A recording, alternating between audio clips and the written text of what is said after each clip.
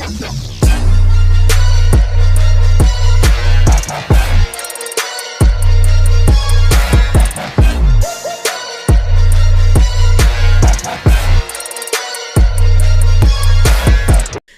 so I know everybody's talking about this Switch Pro thing, and I know I'm mad late about this, about talking about this. For one, when the interview and stuff came out, and for two, when everybody started talking about these rumors in general, I never really discussed them, because I feel like when a Switch comes out, it'll just come out, but I want to actually talk about it this time. I actually want to get into it this time. Now, a Switch Pro would have been cool, a system that was going to be able to play all the different Switch games and stuff at higher resolutions. Obviously, the Switch sells amazing. Like, the Switch is one of the best selling consoles of all time, if not the best, which I think it actually is.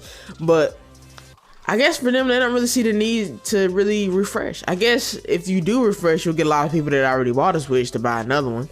Because the Switch has a little ecosystem now. There are people that they feel like the Switch is better than the PlayStation or Xbox. And, obviously, you got the different sides, the different factions of all this little console war, holding up air quotes.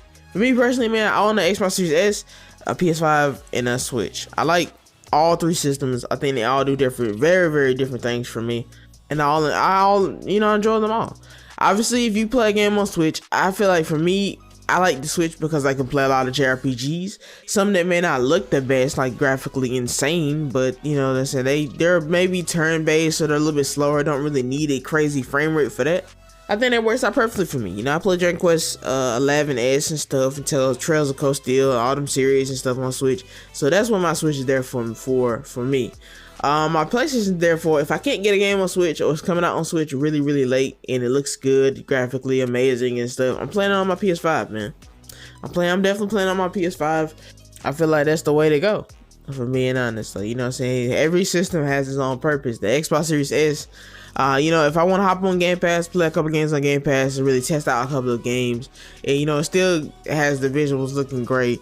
It's really a media box too, because when you're recording, little known fact, when you're recording, PlayStation won't let you turn on your media services, so they're afraid to basically let you record like Netflix and stuff. Xbox has no such feature. They don't turn that off.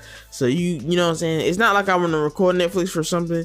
It's just that I don't want to be able to turn off a Switch to go back and play and watch my videos and stuff.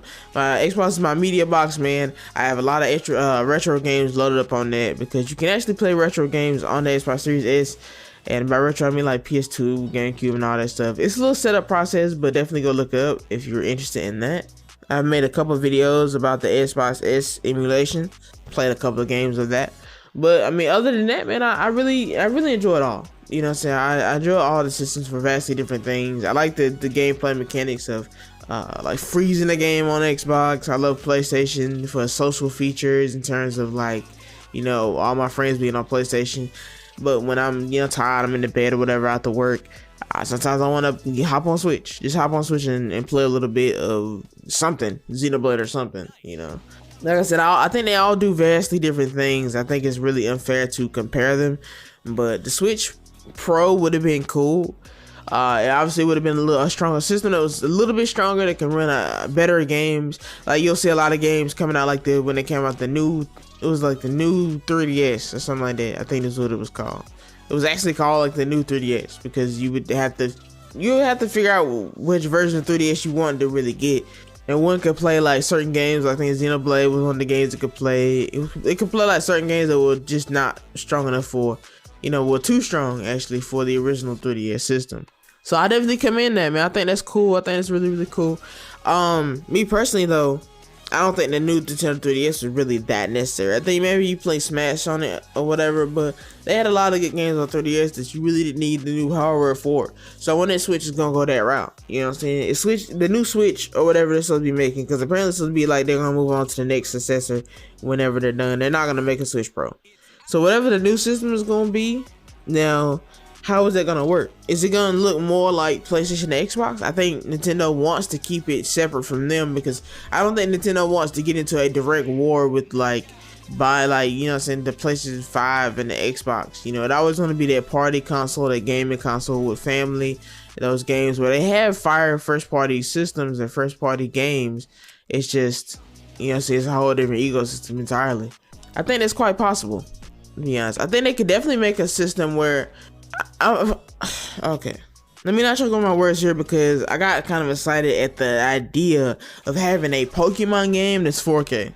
I would love a Pokemon game that looks like freaking Final Fantasy VII Remake or God of War. Maybe we might not never have that. Obviously, maybe in the future, like when 8K becomes a thing, that's when Nintendo will finally hop on like 4K.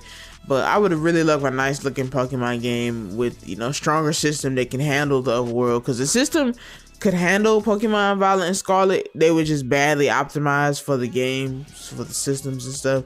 So I'm not really blaming the performance issues on Switch, but we do know that if there was actually a Switch version of a game, it's always going to look way worse than the actual PS5 and the Xbox version. So maybe at least give us a system that can actually upgrade it with, you know, the materials from the dock. Cause I've seen a couple of videos talking about the dock, but from what I can basically understand, the dock is basically just an adapter, and that actually charges the Switch. You know what I'm saying? It's not nothing fancy in terms of like actual mechanical values inside the actual dock itself. I would love to see like a high-tech dock that can actually, you know, really do something crazy when you put the Switch in there. Maybe make the Switch actual screen or whatever, actual resolution, maybe like 1080p. The Steam Deck has so many things that I want from it. I really want to get one. I really want to get one, but I don't want to spend that type of money. But I do want to get one eventually, and I will. It's just a matter of time and money saved. But the Switch is falling behind, man. They got to really do something that is revolutionary, because if the Steam Deck becomes such a, I mean, it's obviously mainstream now, but if it becomes more mainstream to where you maybe can go buy them in stores, they're not gonna have a chance. They're just not literally gonna have a chance. So with that being said, guys, though, that's pretty much all I got to say for this video. Yes, Switch is not doing a revision no more. They're doing a new system. Could we see a more powerful first party title like the Breath of the Wild 3 or something on a new Switch? We'll see. We'll see. With that being said, guys, let me know what you would like from a new Nintendo Switch or a new version of Switch, and I'll see you guys next.